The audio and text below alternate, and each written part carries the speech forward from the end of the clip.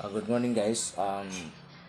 Ito may tuturo naman ako sa inyo na may bisang gamot sa may mga UTI dyan at saka kidney stone. Ito ang pinakamabisang gamot. Marami na to sa mga paligid guys. Ang tawag nito is duldul tree. Ang tawag nito yung balat na ito. Marami to sa mga puno-puno dyan. Dyan sa tabi-tabi lang. Ito yung bunga niya sa hindi nakakaalam. Yan yung bunga. Yung bulak nito ginagawang unan. So sa mga hindi pa nakakaalam dyan, pag may makita kayo na ganito ang bunga, yan, ganyan yan. Dalawa ang klaseng bunga nito, may ganyan lang sa kahaba at saka ito mahaba. Pero parehas lang siya duldul tree. Napakabisa nito guys, na gamot, itong balat na ito. Ang balat lang nito ang gagamitin ninyo ha. Kumuha lang kayo ng balat sa may mga UTI dyan at saka kidney stone. Kumuha lang kayo ng balat, hugasan ninyo, puputulin nyo, hugasan ninyo. Pagkatapos, lalagain nyo. Wala itong limit ng tubig kung ilang basong tubig ilalagay ninyo.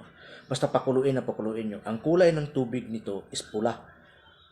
Pag napakuluan nyo, inumin ninyo araw-araw. Napakabisa nitong gamot sa UTI at saka kidney stone. Proven in test dito sa akin guys, itong duldul tree. Itong balat ng duldul, ng puno na duldul. Tingnan niyo yung kidney stone ko na nilabas ko guys. Ito. Tingnan nyo. Proven and tested yan. Yan. Ito yung kidney stone na nilabas ko. Napakalaki niyan. Yan o, napakalaki niyan o. Yan o. Yan, laki-laki niyan. Yan. Yan, laki niyan. Nakita nyo, laki-laki. Yan, laki niyan. Ito lang ang ginamit ko. Ito, napakalaki talaga nito. Napakalaki nito guys. Alam nyo ba kung saan ang masakit to nito? Yung kidney stone ko na ito. Dito sa bandang kanan. Ayaw ko mapapadala sa ospital. Kasi, siyempre, mahal ang gamot, mahal ang mababayaran mo. Ang ginagawa ko, nung itong umatake, ang ginagawa ko guys, itong kidney stone na ito, ginagawa ko, kumuha ako ng balat ng duldul, puno ng duldul. Marami ito sa paligid, nandyan sa paligid lang. Kumuha ako ng balat ng duldul. Pagkatapos chinap-chap ko, hinugasan ko. Yun, nilaga ko. Pagkatapos yun yung ininom ko. Within 3 days ko siyang iniinom. Lumabas guys, pumulwak doon, inihi ko doon sa tiles. Yung ramdam ko siya na parang humagod. Magmula dito sa parang humagod dito sa hanggang sa may sa may pantog ko. Maramdaman mo yung sakit. Yung yung ihi ko, may dugo na eh. Ramdam ko yung sakit na napakasakit talaga na hindi ko maintindihan. Yung humahagod, unti-unti siyang bumaba.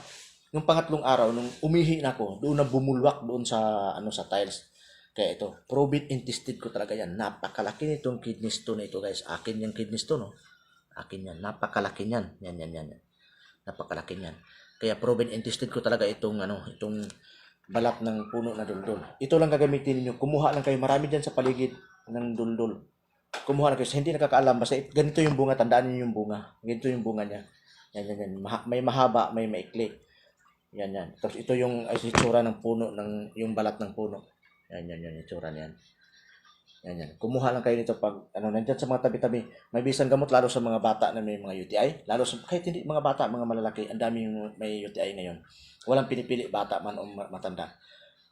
Huwag na kayo magtiis. Kumuha kayo nito, itong mabisang gamot, duldul tree, kumuha kayo ng balat, at lalagain nyo, at gawin ninyong tubig. Proven and tested guys. Napakagaling nito. Napakaganda nitong gamot. So maraming salamat po. Yun na po i-share ko po sa inyo. Yung gamot natin na duldul tree. So maraming salamat guys.